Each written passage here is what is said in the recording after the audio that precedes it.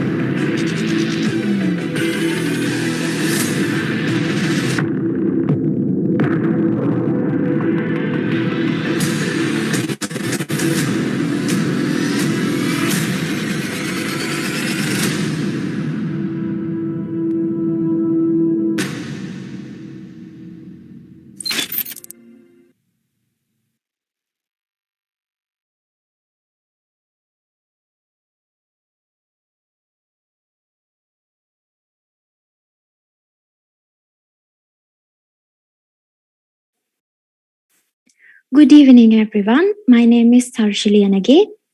And I'm Sonal Disanaika, and we will be your moderators tonight. Welcome to another great night of CIRCUITO and Papio Electrics. It's lovely to see you all gathered here today for the very first session of the PCB workshop series conducted by CIRCUITO'21. I'm sure everyone is excited to get started. I have a small announcement before that. We will be taking the attendance of the participants present at tonight's session. Please be kind enough to fill out the Google form that will be shared in the chat box later. Now, without further ado, I invite the project co-chairman, Mr. 𝐿𝐻𝐿𝐻, to deliver the welcome speech and set the wheels in motion. Thank you. I hope I am audible enough to everyone. Good evening, special guest, member of IEEE IS Student Branch Chapter, member of the Organizing Committee of CIRCUITO'21, and dear participants. First and foremost, I would like to sincerely thank you all of you for participating in this session. I hope you are staying healthy and safe. Welcome to the PCB Design webinar series. On behalf of IEEE IES Student Branch Chapter and the Organizing Committee of CIRCUITO'21, I would like to warmly welcome our resource person, Mr. 𝐸𝐿𝑒𝐿𝑒𝐻 𝐷𝐿𝐻𝐿𝐻, who is a mechatronic engineer of the Institute of Innovators. It is a great pleasure to have you with us today. CIRCUITO'21 is a project implemented by IEEE IS Student Branch Chapter of SLTC, provide an opportunity for young individuals to learn PCB design. The project commenced last week with an awareness session on invention and innovation, which I believe encouraged the participants to take their first step into world of inventions. The special guest speaker informed everyone the importance of inventions and the platforms available for inventors. Then the invention competition and the virtual exhibition initiated, and it's a great opportunity for the people who are interested in inventions. All the winners and participants will receive valuable cash prizes, scholarships, and certificates. Today we are conducting the first session of PCB Design webinar series. This event will continue for 3 days. On the first 2 days, you will learn the theory from beginner level to advanced, and on the last day, a practical session will be held to put the knowledge you gain into practice. I hope everyone will have a great time in gaining new knowledge. Once again, I delightfully welcome all of you to this session, and with that, I would like to end my speech. Thank you for listening. Thank you, Mr. 𝐿𝐻𝐿𝐻. The Institute of Innovators is an organization that conducts research and development in the field of innovative, application-oriented information automation and systems technology for complex industrial and laboratory processes. Their courses are designed by industry experts who will help you gain insight into both the technical and commercial aspects of your chosen fields. But before we continue, I have a small announcement to make. There will be a link to a Q&A forum being shared through the WhatsApp group and chat box in a short while. Please use this link to submit your questions, and at the end of the session, we will be asking our resource person to answer these questions for us. And now, we will be handing the session over to our resource person, Mr. 𝐸𝐿𝐻𝐿𝐻 𝐸𝐿𝐻𝐻, who is an experienced mechatronics engineer. Mr. 𝐸𝐿𝐻𝐻𝐻 𝐸𝐿𝐻𝐻, the floor is yours. Okay. Thank you. I think everyone could hear me clearly, right?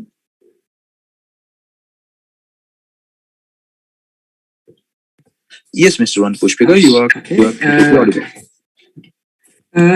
Good evening, everyone. I'm Ruanta Pushpika from Institute of Innovators. From today onwards, I am going to conduct PCB designing workshop for series for you. Let me share my screen.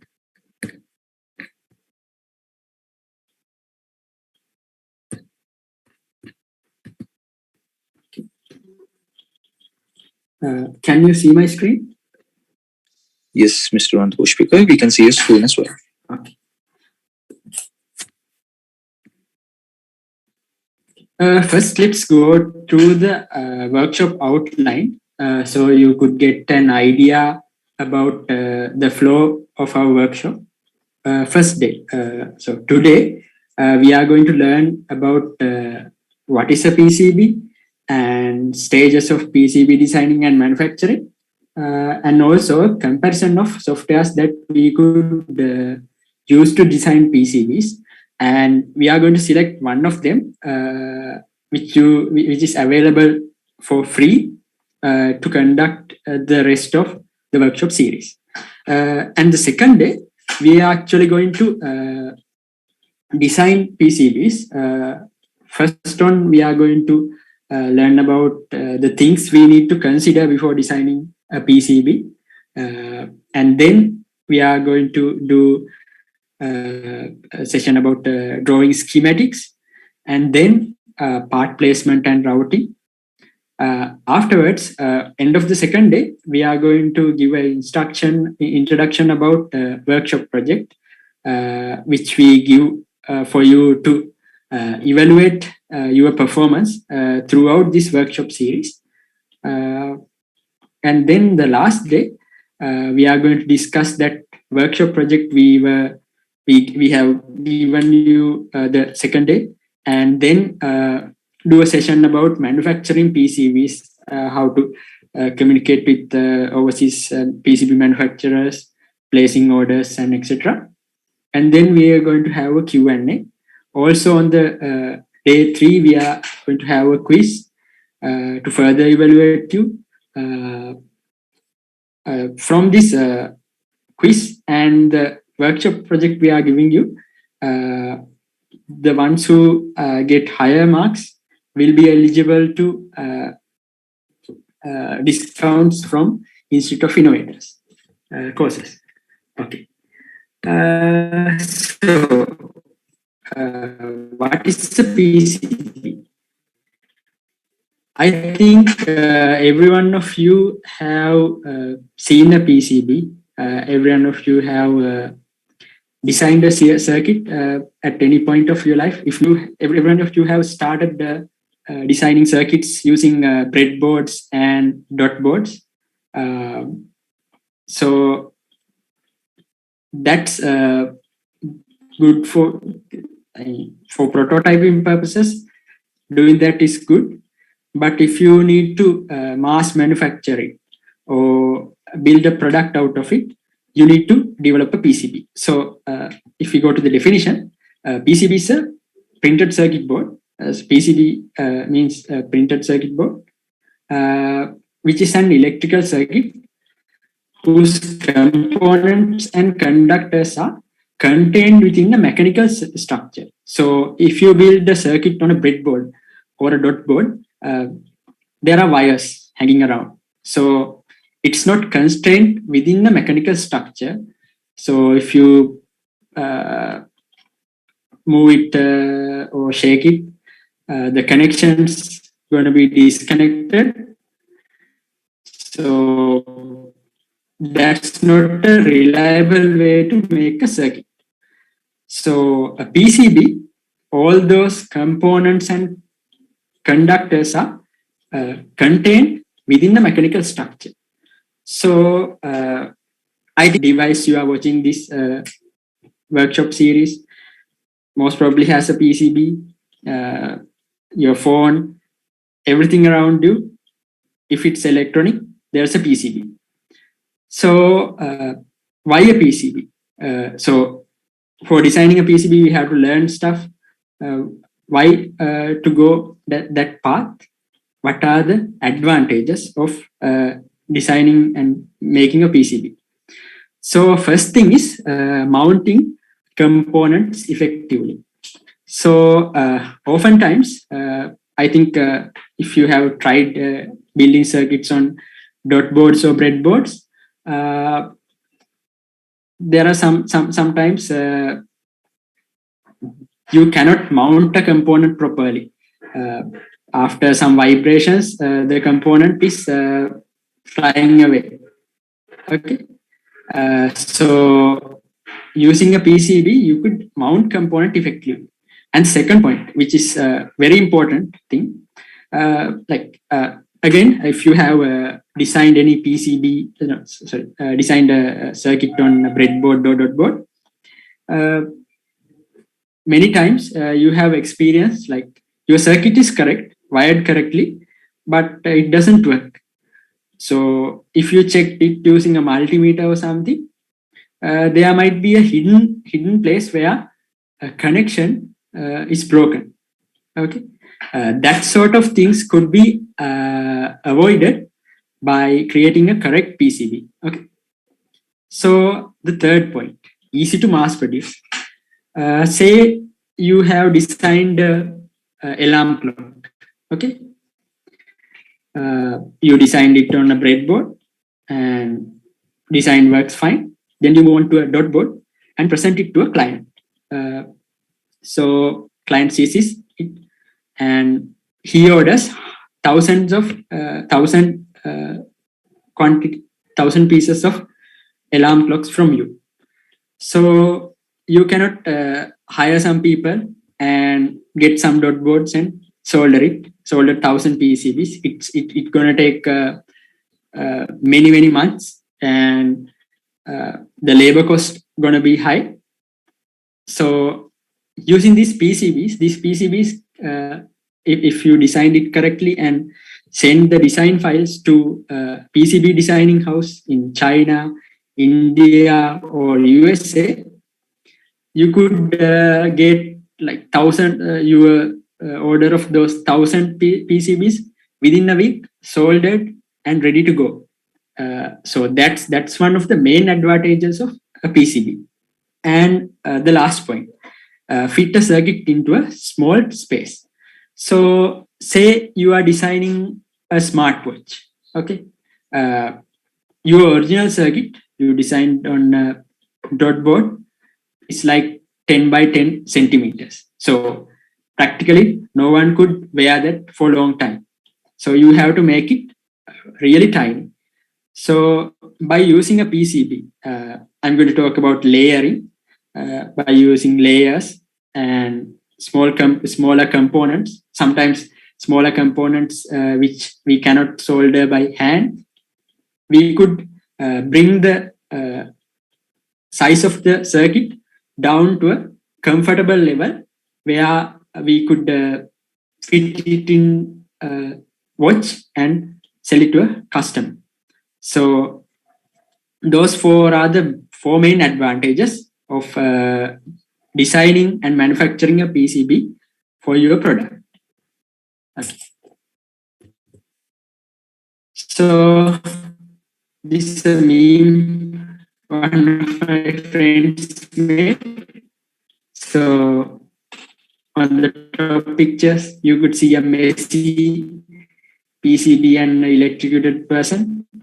So yeah, if something is, we usually called this kind of circuit a rat snake. It looks like a rat snake by the looks of it. And the bottom, we can see a perfectly made PCB ready to go, ready to mass manufacture, and ready to go to customers' hands. Okay, so how a PCB is constructed. This image might look cryptic to you. Okay, the line when we are going through the workshop series. So PCB is basically a sandwich of conductors and non-conductors where those conductors are designed such that we connect all those components, whether it be a capacitor, resistor, IC, or a transistor, correctly. Okay. So then one of the most important things. So CIRCUITO is actually innovation workshop series, and and at the end we are going to have a innovation exhibition as well. So as Professor 𝐸𝐿𝑒𝑐𝑡𝑟 said in the introductory session, our innovations won't worth anything if we does not take that into the hand of consumer. Okay, so if you are developing electronic product, this is the process you have to follow. Okay, so this is actually the so I didn't included the ideation and stuff. First, you have to have idea, and then you think of ways how to execute it, and then your innovation process comes into a point that you have some requirement list, and then using that requirement list, you could come up with a circuit design. First, we design a schematic. Say you are designing a smartwatch, so that smartwatch should have a screen and a circuit to control the screen, brightness, and display stuff on the screen. And there should be a battery and a battery management circuit. And there should be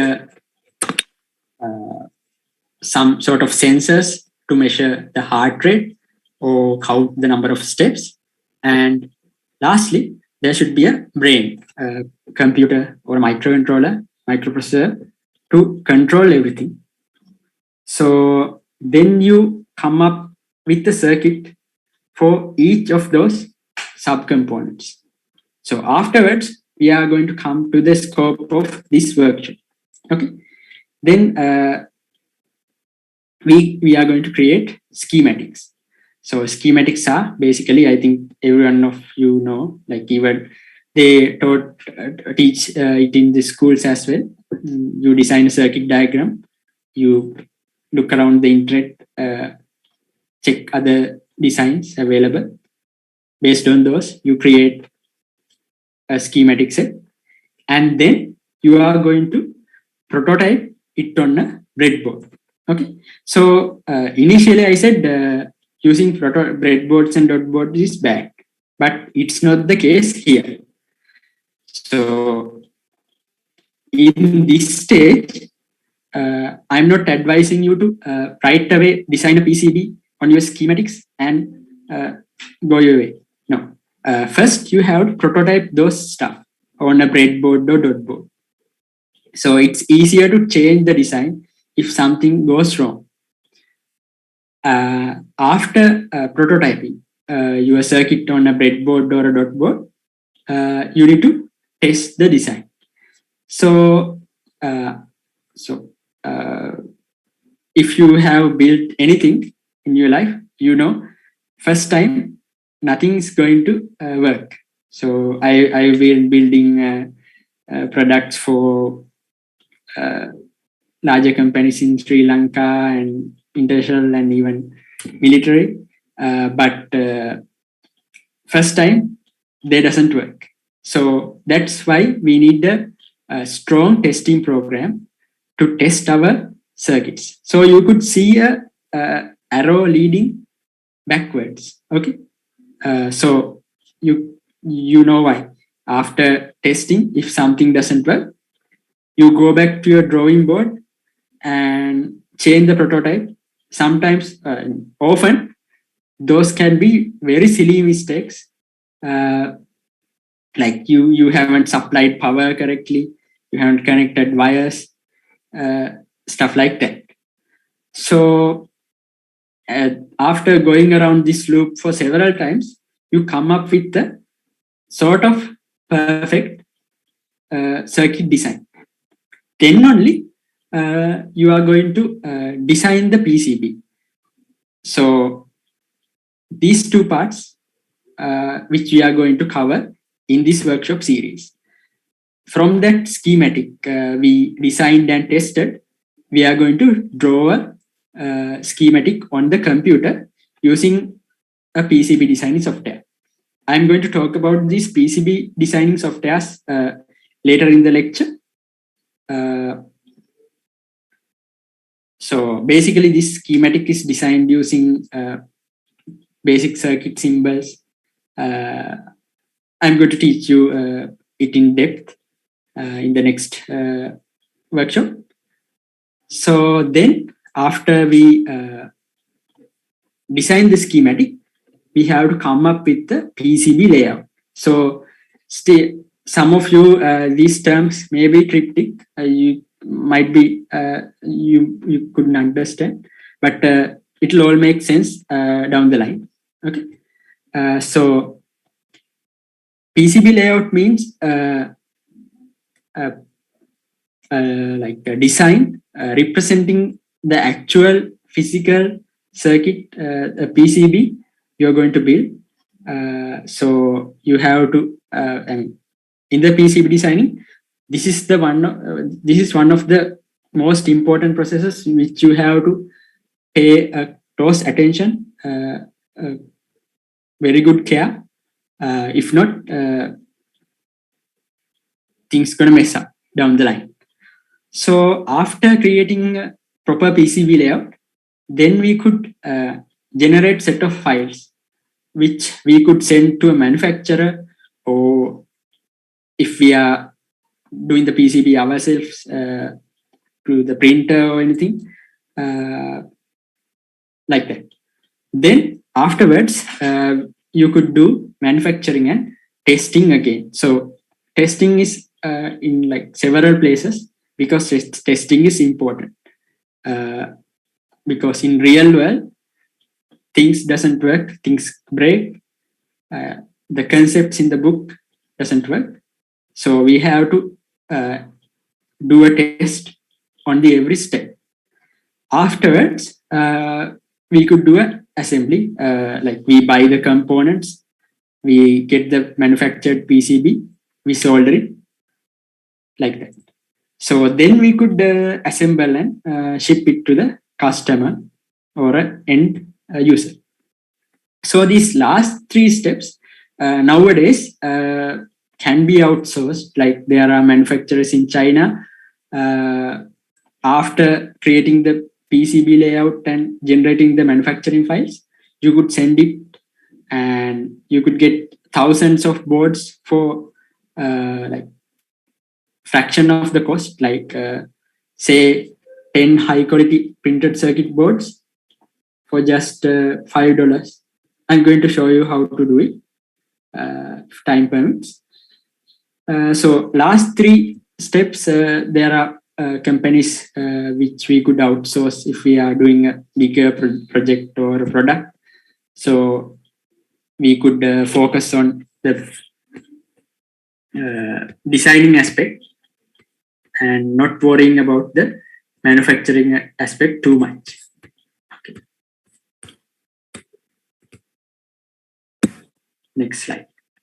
So I have mentioned about this printed circuit board manufacturing. So there are several ways to manufacture a PCB. So if you are developing this PCB locally, there are basically two ways. I mean, there are multiple ways, but with the resources around us, there are main two ways.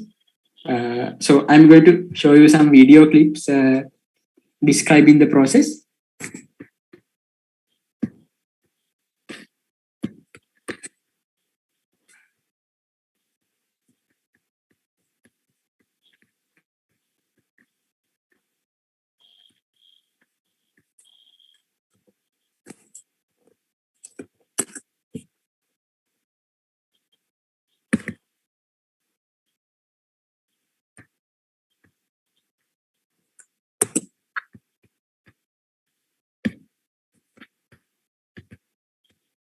Okay.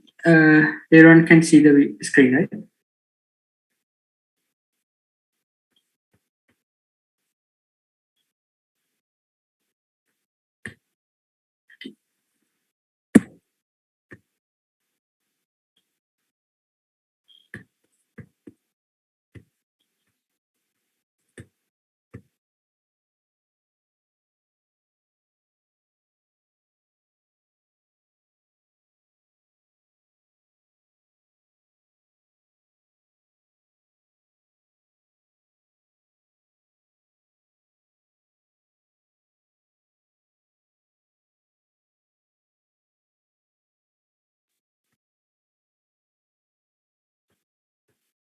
Okay. This is a video I took from internet. There are like a lot of resources. Let's see if if time permits. We might be able to try this practically as well in the workshop. So this is a way you could manufacture your PCB at home. Okay. So first we design the PCB, and then so I'm going to describe this process in detail in the last lecture. So there are these things called copper boards, copper clad boards, where a side is coated with copper. So first we need to clean this.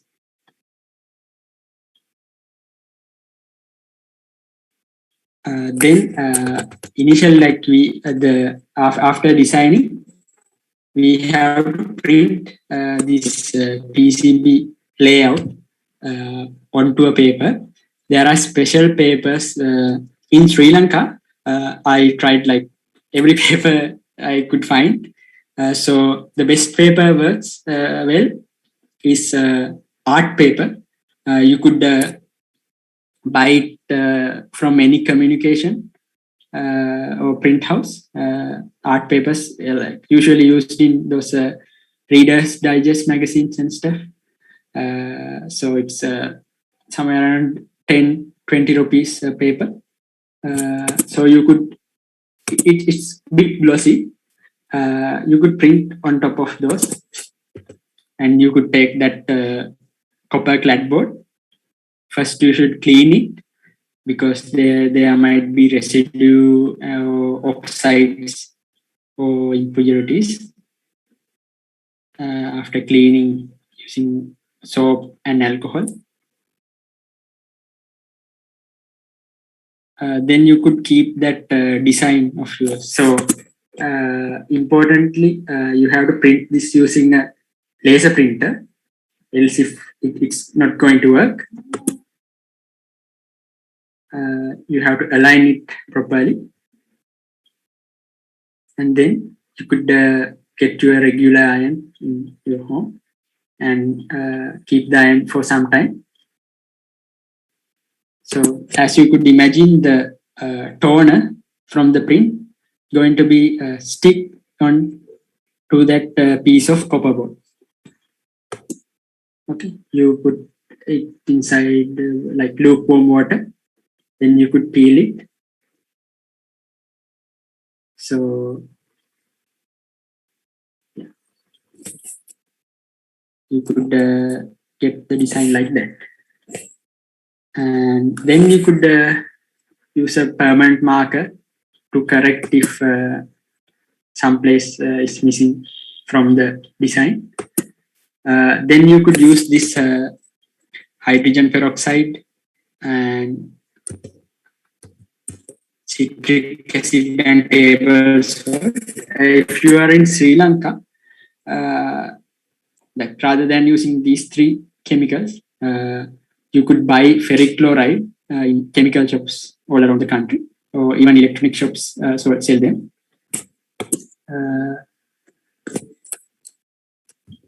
Then you could put the PCB inside. What this is going to do is this is gonna dissolve the copper in the areas which these toner strips, toner lines does not cover. So after some time, the copper which is not under those toner lines gonna dissolve. So you could see everything is connected, and then you could clean it, could drill it. For this is an important step as well. You could plate it using solder. Then you could get a PCB done. So that's a one way. I'm going to tell you how to get the correct print for that in the last lecture. So if you are making PCBs at home, I think some of you have CNCs and 3D printers, right? So if you have a CNC, you could mill your circuit from a CNC machine. You could load up the design to CNC. And nowadays, even in Sri Lanka, CNC desktop CNC machine won't cost much. It's like 30,000 rupees. You could carve wood and light metals as well. Also, you could use it to carve PCBs. So I think the process is self-explanatory. So this cutting bit cuts away that copper area and creates these lines to conduct electricity. And holes can be made as well using the CNC. Unlike last method, you have to drill the holes yourself. So this is a very easy way if you need to prototype circuits quickly. I think most of you are university students, right? So like most universities, they have these desktop CNC machines. You could use them to create designs, circuits for your PCBs, rather than waiting weeks or months till you send the design to China and the PCB gets manufactured. So yeah, we are going to talk about this in detail after we learn this PCB design. So then you could mount it. So at this point, no messy wires, no messy breadboards. Even like if you are producing like 10-20 units of a product, this is fine. You don't need to spend a lot to manufacture your PCB overseas. So if you need to produce like 50 or hundreds, thousands of PCBs, you have to send it to a PCB fabrication house. I'm going to introduce you to some of those websites later in the series. So after we send our design files, after designing the PCB layout, we send those design files to a manufacturer. Most obviously China, because China is like the production house of the world. So first, they check whether our designs are up to their standards. If not, they communicate back. And then they take this fiber board. This is not a copper board. This is a fiberglass board. They straighten it out, and then they cut it, and then they drill it. So this is a drilling machine. So these are very fast machines. Unlike you drill, we drill stuff ourselves. And then the board gets cleaned. Then one of the important steps, as you saw in like previous video, we get a copper board. Okay, in the industrial process, you don't get a copper board, you get a non-conductive fiberglass board, and you plate it with copper. You have seen, have been taught electroplating and stuff in school, right? So this is something like that. We plate the copper board, fiberglass board using copper.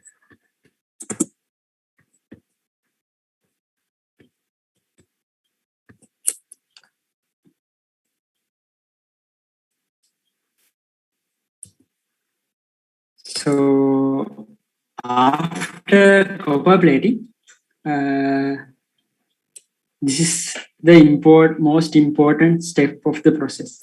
So imaging the layers. So I think if you have experience on screen printing, you might know this. So there are these chemicals which is a liquid in dark rooms, but if you exposed it to ultraviolet UV light, it's going to be hard. So what they do is they get a negative of a PCB and place it to coat that copper board they plated earlier using these chemicals, and on top of this they keep this transparent sheet with black lines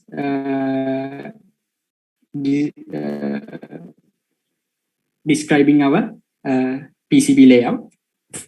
So then they expose it using a UV light. You could see this light, and then what they do is they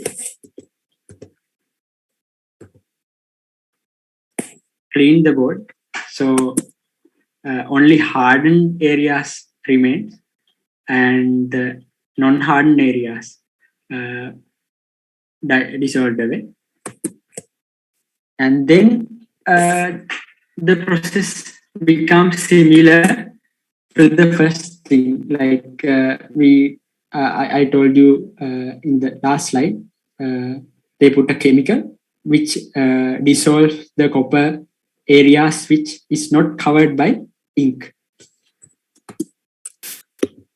and they do inspections, and they apply a solder mask. So solder mask also I'm going to discuss in a later lecture. And then you put this thing called silk screen, which if you have seen PCBs, there are these letters and stuff, markers to notify the user or assembler. This is where this resistor, this transistor, this capacitor needs to go. And then they do an electrical test to check if the conductive parts are laid correctly. And then they do a surface treatment. So there are these exposed areas where we could solder components. So it takes some time to reach to us, the circuit board. By the time it gets to us, this areas exposed to the space going to be get oxidized. So you couldn't solder it properly. To prevent that, what they do is they coat it with solder, basically lead and tin mixture, so it doesn't get oxidized. And then the PCB is cut into correct shapes, and then further drilling operations happen, and then the boards get cleaned and they are packed and then it's sent to you. So this video also has this assembly process. I'm not going to talk about assembly process now. Later in the series, we are going to describe it. So let's get back to our presentation.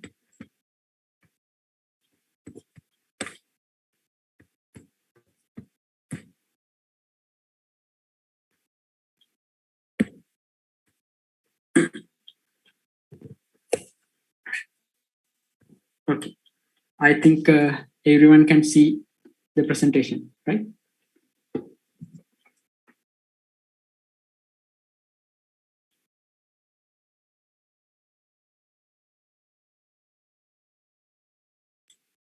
Yes, sir, we can see your screen. So, and the connection is bit lagging here. So if you see any issue, if you could hear properly, please let me know. Okay. Okay. So we described about this PCB, this manufacturing process. So then we are going to talk about properties of a PCB, like what differentiates one PCB from another PCB. First thing is the size and the shape. So when designing a PCB, in one of previous slides, I talked about this minimizing the space. So we have to take the size and shape into account. So size being, same example, if we are building a smartwatch, you a mechanical engineer or a product designer might have, or a marketing team might have a size defined already. So you have to design your circuit to fit that space. So it's and also the shape. I mean, if your product is a round one, say like Amazon Alexa speaker, so to maximize the space, you could make a round PCB to fit inside that outer shell of the product. So size and shape is very important. So the thickness. So thickness I'm going to talk about in the second day. So basically, say you need to carry higher currents, so you have to use the thicker copper areas, stuff like that. And then the silk screen and solder mask color. This also I'm going to tell you in next day. So like for many topics, I was like, okay, I'm going to teach you in the next day, because like these things better described while doing in practice. Okay, so that's why I'm going to teach those things on the go when we are actually learning about designing this PCBs. And then the number of layers. I'm going to show you a slide which explains this very well. And then component types and pad types. There's a slide for that as well. And PCB materials and surface finish types. Next slide will describe this in detail. Okay. So when designing a PCB, we have to take the components. So basically a PCB is something that connects those electronic and electrical components together, right? So depending on the application, there are two families of components, whether it be a transistor or IC or a capacitor or a sensor or something. So first one is this THT, that means true hole technology. These are the regular stuff, regular components you could buy off the shelf on the market. Okay, so basically these components are a little bit larger. This component has to have holes inside your PCB or a circuit, so we could put this and solder. And these are these components are bigger, so it takes a lot of space. So if you are designing something tinier, again, the smartwatch example, you don't use these through-hole components, but okay. And then on the other side, there are these SMT, surface mount technology, surface mount components. So these can be mounted without holes on the PCB. So this takes less space. Sometimes these also cost less, and assembly process can be automated by assembly robots rather than using these through-hole components. But although these SMT components have their advantages, you could see like sometimes in the industrial machines and stuff, these through-hole components get used very common. That's because say you have one of these components on your board blown up, burned out from something, then you have to replace it. So replacing a SMD is a little bit tricky. I mean, if you train well, you could surely change a SMT part. You have to use a soldering microscope and a pair of tweezers. You have to have a good soldering skills to do this. But if you have surface mount technology, you could anyone that has a few hours of soldering experience could change through-hole component very easily.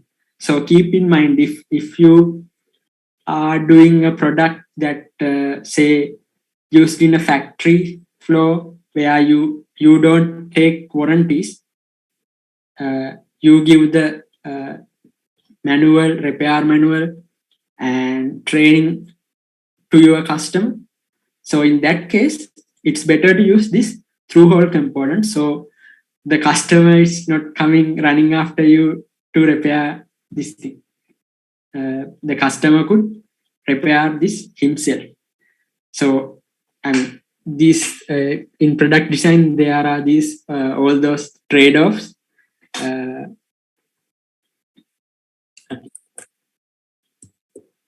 So I talked about this multi-layer thing. So say I think the image on the left. So it depicts a overpass. It's not very common in Sri Lanka, but one overpass, huge overpass is under construction at I think Dematagod, right? So why we use overpasses? Because we have larger traffics. We need to allow the traffic to flow without blocking it. So what we do is we put roads one on top of another. So just like that, think electrons as these vehicles on those overpasses. In a circuit, we could sandwich those conductive layers together to create alternative paths. So we could again save a lot of space on the board. So in typical boards we design day to day, we have 1 to 2 layers of boards. But if you go for a motherboard or circuit in a mobile phone or a smartwatch, we could find 4 to 6 layers or more, depending on the application. So you could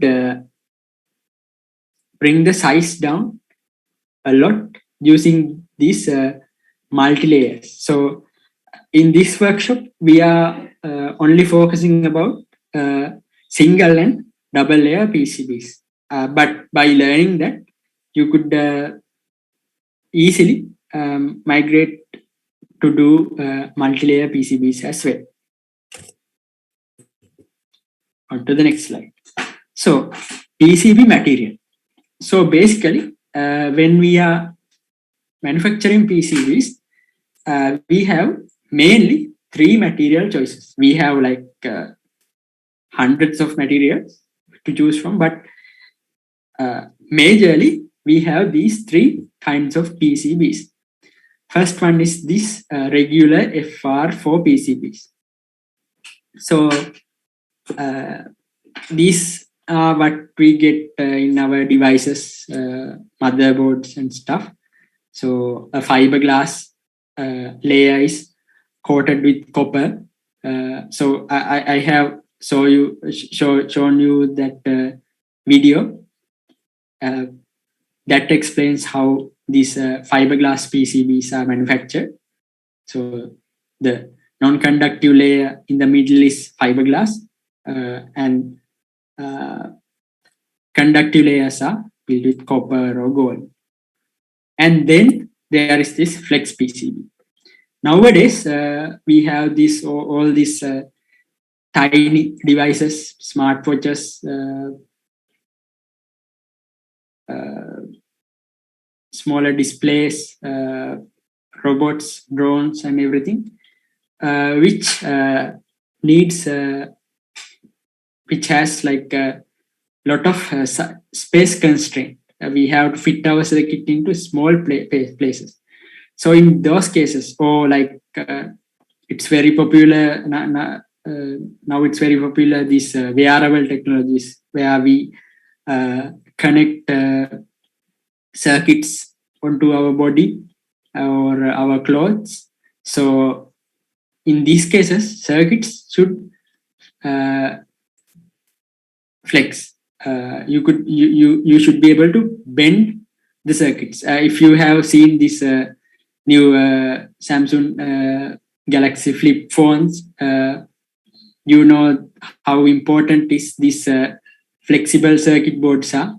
So you could build devices that could be flexed. So this also can be, I mean, it used to be very expensive, but now it's like you could, I mean, it's a little bit pricier than FR4 boards, but it's within reach of us, these flex PCBs. And then the aluminum PCBs. I think these aluminum PCBs are like in your households, even right now. So these aluminum PCBs are basically one side is copper layer, middle layer is a ceramic layer which conducts electricity, but which doesn't conduct electricity but conducts heat very well. And the other side, there is a copper layer, so no, aluminum layer. So what this does is, so these aluminum PCBs are used very much in power supplies and LED bulb circuits, which emits lots of heat. So there should be a way to dissipate or carry away the heat. So in most cases, we could, in computers and stuff, we use heat sinks, but heat sinks takes a lot of space. So by using these aluminum PCBs, we could get away not using heat sinks. This aluminum PCB itself works as a heat sink. So you might be exposed to these if you go down the path of PCB designing, electronic designing, or product designing. So in this course, in this workshop, we are more focusing on this FR4. But I'm going to let you know like how to learn designing these flex PCBs after this workshop. Okay. So now I think every one of you have a pretty good idea what a PCB is, how a PCB is manufactured, and the benefits and advantages of a PCB, as well as an overall idea about the design process. So after that stage, let me go to this slide. Okay. After testing, you have to draw the schematic. You have to enter the schematic on your head or a piece of paper into the system, into the computer, and create a PCB layout. For these two, there are these softwares called PCB design softwares or EDA tools, electronic design automation tools. So this commonly these softwares called EDA tools. So electronic design automation tools. So there are like hundreds of options to choose from. So in this slide, you could see 5 of them, which is commonly used in Sri Lanka as well as around the world. So on the top left corner, you could see this Easy EDA, this free software, and a very easy to learn, very intuitive software. This is what we are going to cover in this workshop. And there is 𝐏𝐂𝐁. It's Autodesk. It's a software developed by Autodesk. I think you know the company which builds, develop 3D Max, Maya, and AutoCAD. So 𝐏𝐂𝐁 is from the same company. And Proteus, I think most of you designed PCB 10 years ago, surely had exposed to this software Proteus. This software can not only design PCBs, it could simulate circuits as well. I think in some universities they use this to do labs as well. And then there is the other two, Altium Designer and 𝐾𝐈𝐑 or 𝐾𝐜𝐁. So if you are going to the industry, this Altium Designer is very commonly used in the industry. So Altium Designer is the software which costs the most expensive software in this list, but it offers lots and lots of functionalities. I talked about those flex PCBs. Designing those PCBs is a breeze in the Altium Designer. So if you are going to the industry, you should learn Altium Designer as well. And the 𝐾𝐈𝐑, it's nowadays it's also being used in the industry heavily. So, but 𝐾𝐈𝐑, the benefit is 𝐾𝐈𝐑 is free and open source software. It has a lot of functionalities that other PCB designing softwares has.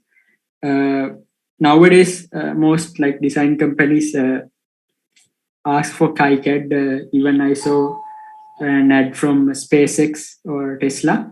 They also ask whether when hiring electronics engineers, whether they know 𝐾𝐈𝐑.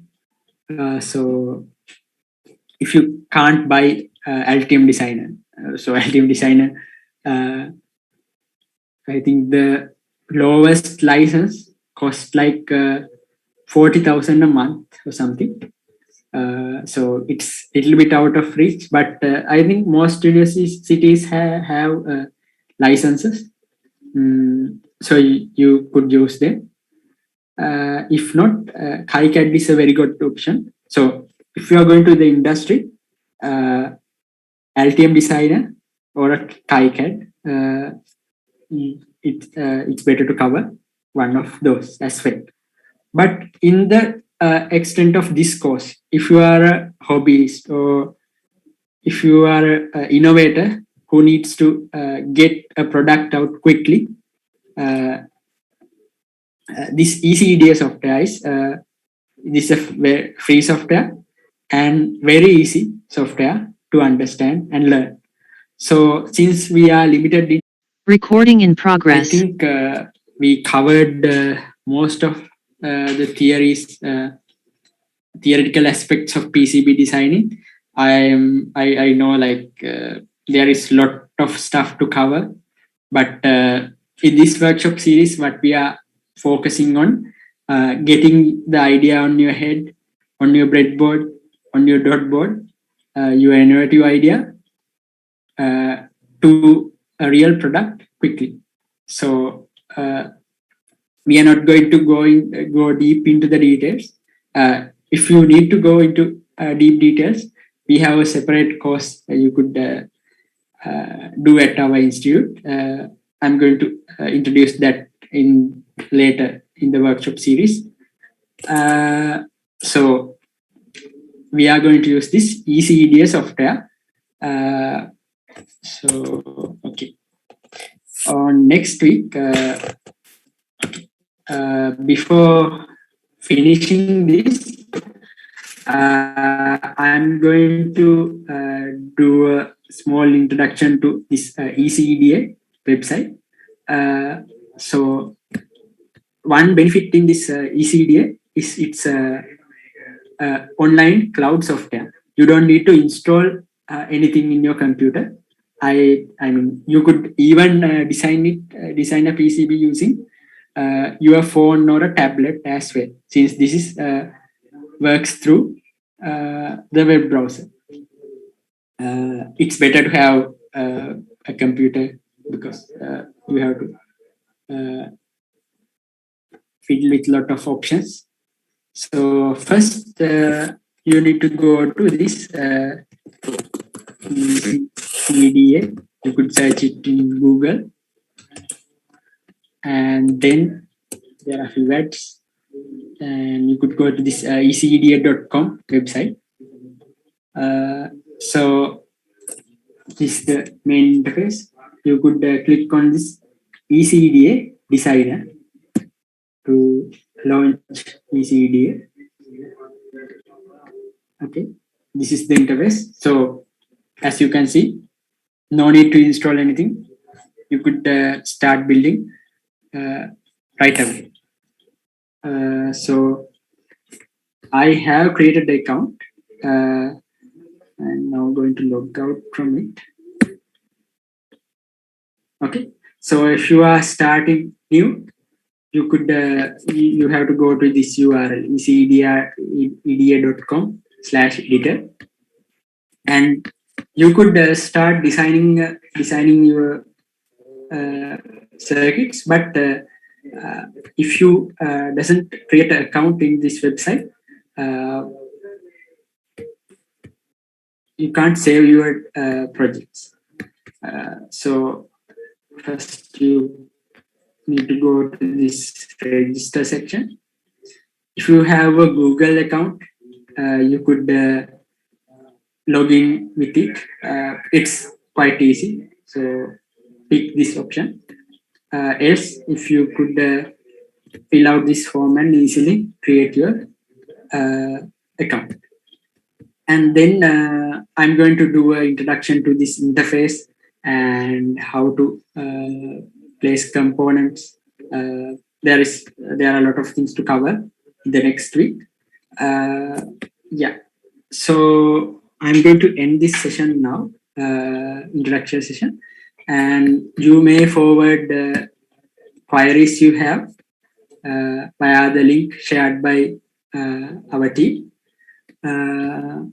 Okay, let's start the Q&A session.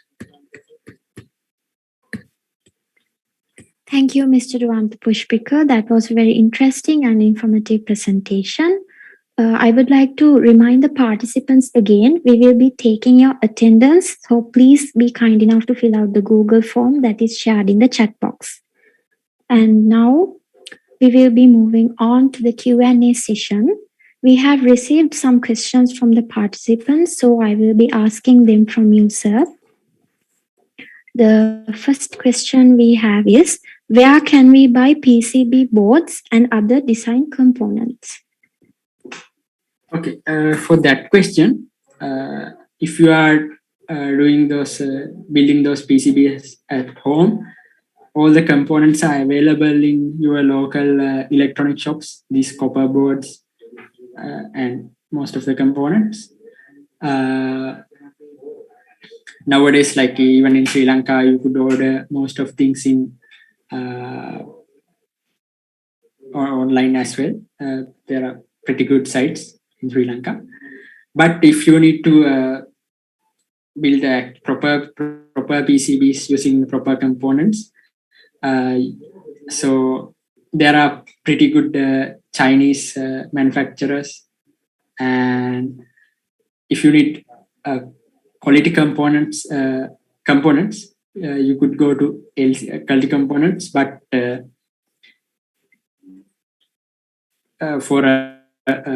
you need to buy quality components without selling your kidney, you could buy quality components from China using lcsc.com.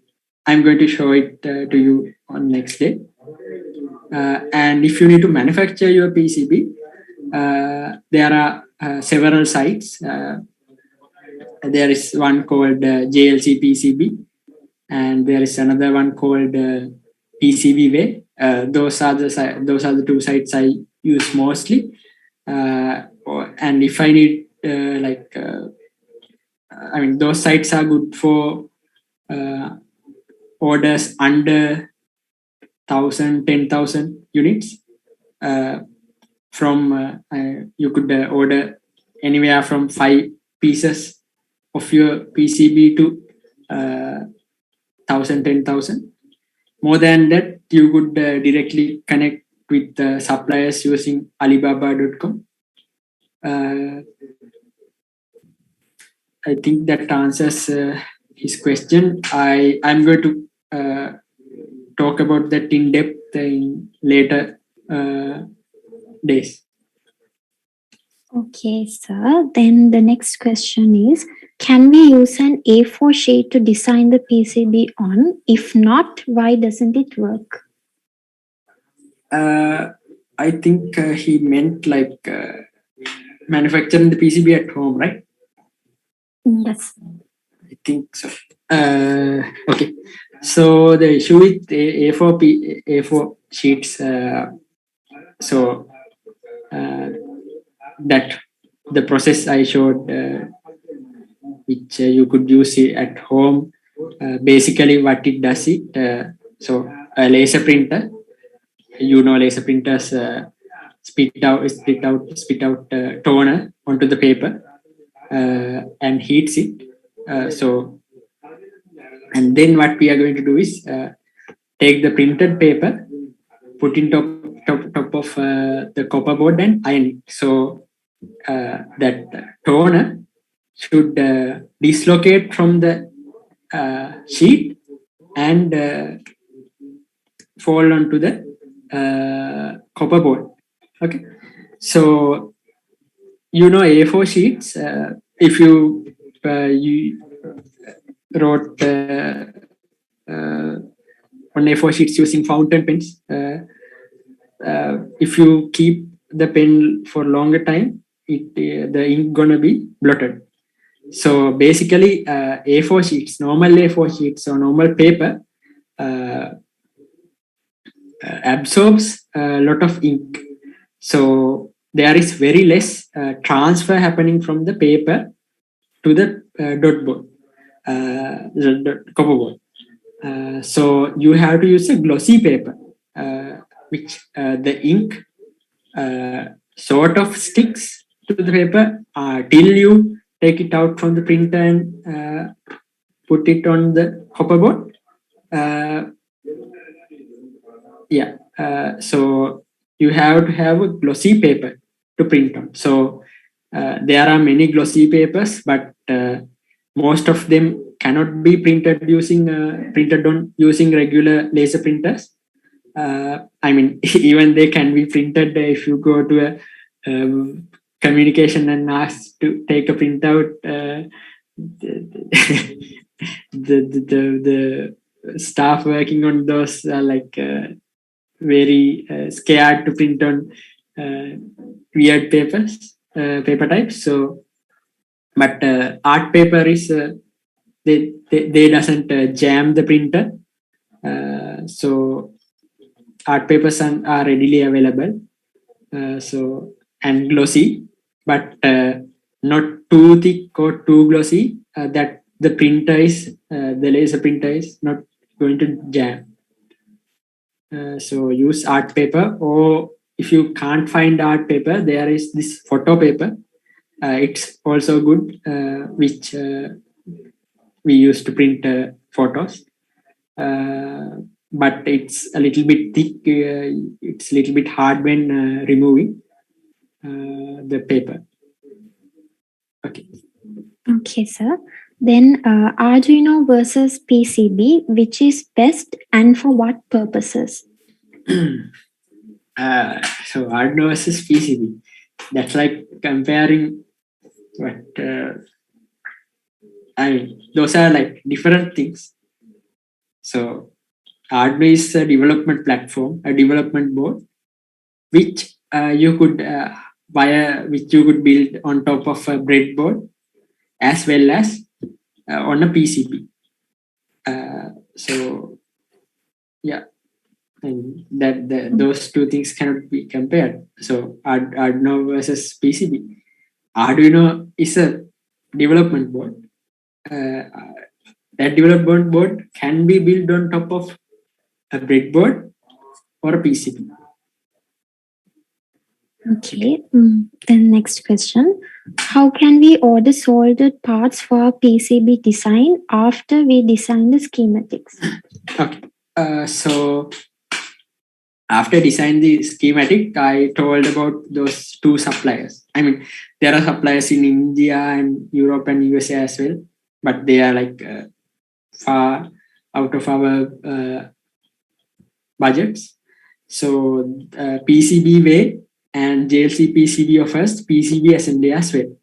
So after designing our PCB, we could export several files. One file set for the manufacturing of the PCB, one file set called the BOM, Bill of Materials, which contains the component list, and a placement file, which contains instructions to where to place what component.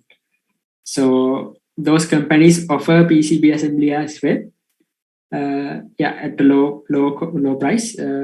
But now they are only limited for like 10-20 units, 10-20 PCBs. If you need to assemble higher number of PCBs, you could print the PCB from those JLC PCB or PCB way, and there are suppliers in Alibaba.com which you could contact and send those printed PCBs directly to that company, and they going to take our files and assemble the PCB. I'm going to like briefly show you those things as well at the last lecture. Okay, then are PCBs used in the telecommunication field? If so, then where is it used? I mean, it's everywhere. Like if you are like using something not just for yourself, you are building a product, building a PCB is essential. There is no other way around it. Like every telecommunication product you have if you take it apart, whether it be a router, switch, or base station components, there are always going to be a printed circuit board, because they have to be, I mean, telecommunication components should be durable. That's a very important factor. That should be resilient to heat, resilient to vibrations, resilient to like dumb people messing with it. So yeah, PCB is a must for a product. Okay, then we have how will the components like resistors and capacitors be connected to the PCB after the initial design? Initial like schematic design, we designed this PCB layout. Using that PCB layout, in that PCB layout, we could specify the footprints. We will talk about that in the next workshop.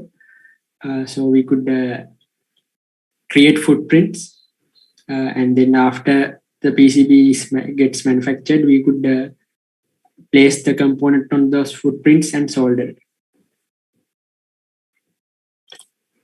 Moving on to the last question. What is the disadvantage of using Arduino for a particular design of a circuit rather than using one's own design on a circuit board? That's also, again, Arduino is a development platform which you could use to, like, if you have a concept or an idea, if you need to develop it, test it to see whether it works actually. Arduino, and I mean not only Arduino, there are like hundreds of development boards. There is Arduino, and there's a one in Sri Lanka called Magic Bit. I think if you like tuned into like tech news in Sri Lanka, last month they raised $40,000 for their development boards from customers around the world. Yeah, there is this MSP430 Launchpad development board. So those development boards are to like take our concept and prototype it quickly, evaluate quickly, and then we could move on to actually design the actual thing. When designing the actual product, you could use Arduino, parts of the Arduino development board. I mean, it's I mean, some applications we have to. It's better to design our own thing for like stability reasons, security reasons. It's better to design our own thing, but there are many products even used in industrial environments which built using Arduinos. I mean, Arduino products built with Arduino even used in, I think every one of you heard about Large Hadron Collider, this particle accelerator in Switzerland. Yeah, even on those, I mean, it depends on the application. Yeah. Okay, we have covered all of our questions. Thank you for answering these questions for us, sir. And once again, I would like to remind all the participants that we will be taking your attendance today. So please fill out the Google form that is being shared in the chat box. In addition, a quiz will be held for the participants after the next week's session, that is after the 20th of September. And also, everyone who attends all the 3 sessions of this PCB Design Workshop series will be awarded with a participation certificate.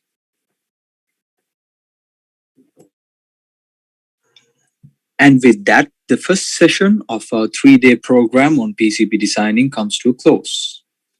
I invite you all to join us again on the second session, where, as Mr. Vandapushpika mentioned previously, we will be learning more details about PCB designing, including what we should consider before designing a PCB, drawing schematics, part placement and routing, and there will also be an introduction on the workshop project as a take-home assignment.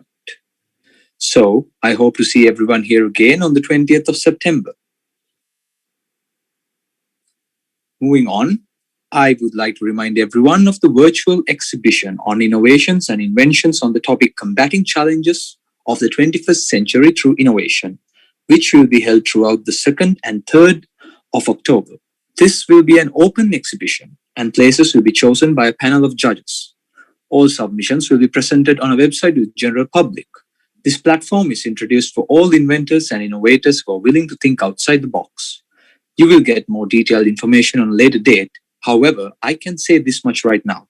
The first place winner will be awarded a robot kit worth rupees 15,000, and the first runner-up will be awarded a development kit worth rupees 14,000 in addition to the other prizes we will be giving away. And we will also be awarding a cash prize of rupees 20,000 for the first place winner of the exhibition. And they will also be awarded 3 full scholarships for the STEP in Robotics, Advanced PCB Design, and a 3D CAD Designing and Rapid Prototyping courses.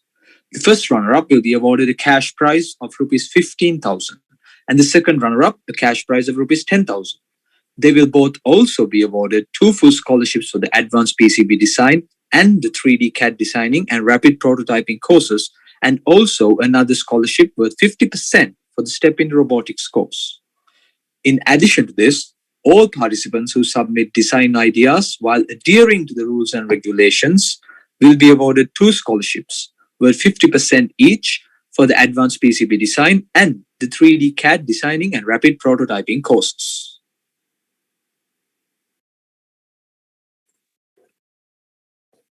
Now we have reached the end of today's event, so I would like to take this opportunity to extend my heartfelt gratitude towards you, Mr.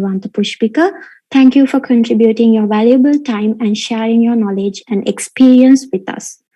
I would also like to thank all the participants for being here with us today at this session. We hope to see you again next time. Stay safe, everyone, and good night.